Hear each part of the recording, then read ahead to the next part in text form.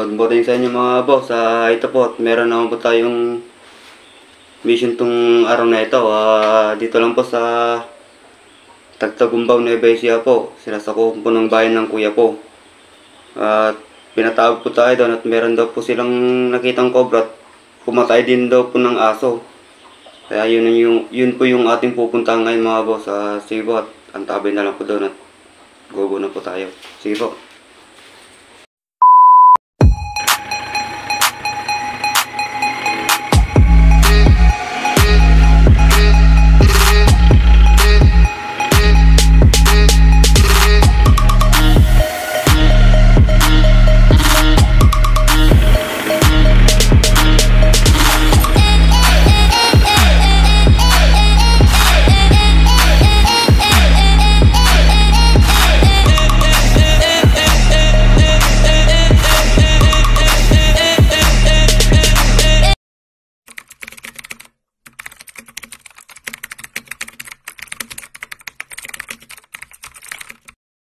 Nakarating na po tayo dito sa sa area po kung saan po yung sinasabi po nilang meron po silang nakikitang cobra dito mga boss. At isa na nga rin po at nakapatay na po ng aso.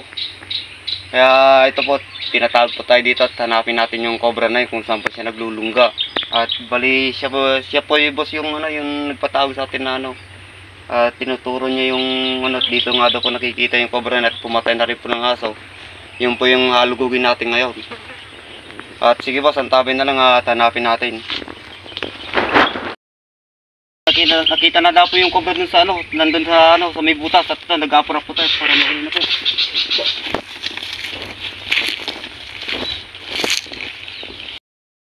Cobra. Halika, tignan ito. Ayun, laki yun.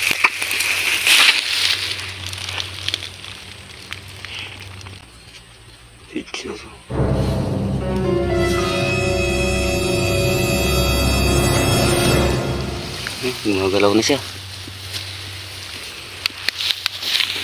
At nalabas na po natin.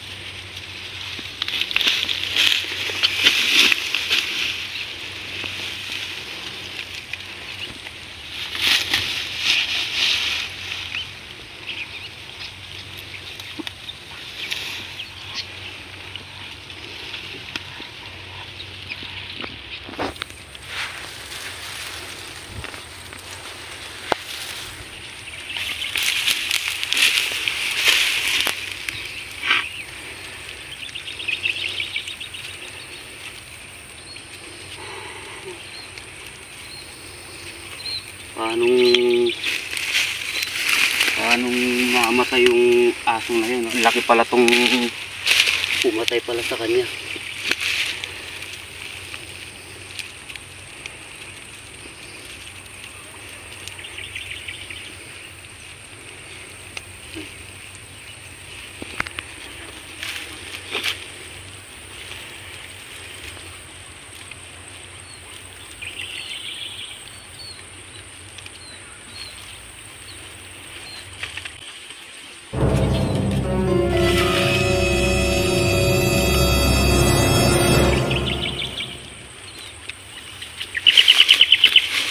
Laki.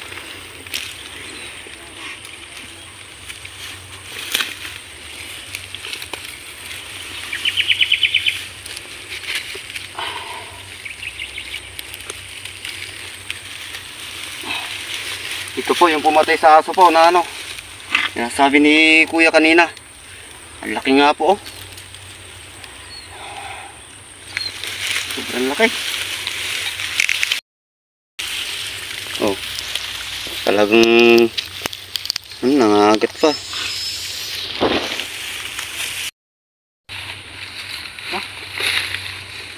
Ito, nilagyan na lang sa lalagyan.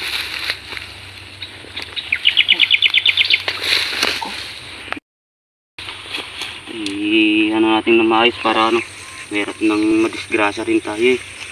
Siguraduhin na lang natin.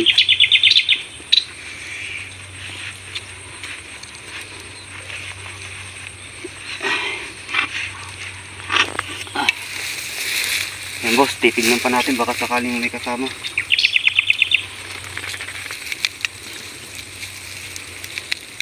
Wala na.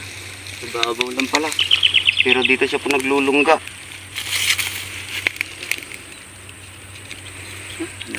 Ayan ba. Kaya mga boss, at nahuli na po natin yung cobra na pumatay sa aso. At papasalamat po ako sa inyo po sa sumusuporta sa akin sa YouTube channel po. At ito po, maraming sa ulitin ko po, maraming salamat po sa inyo po sa nanonood ng aking mga video po. Sige po, God bless na lang po sa inyo lahat po.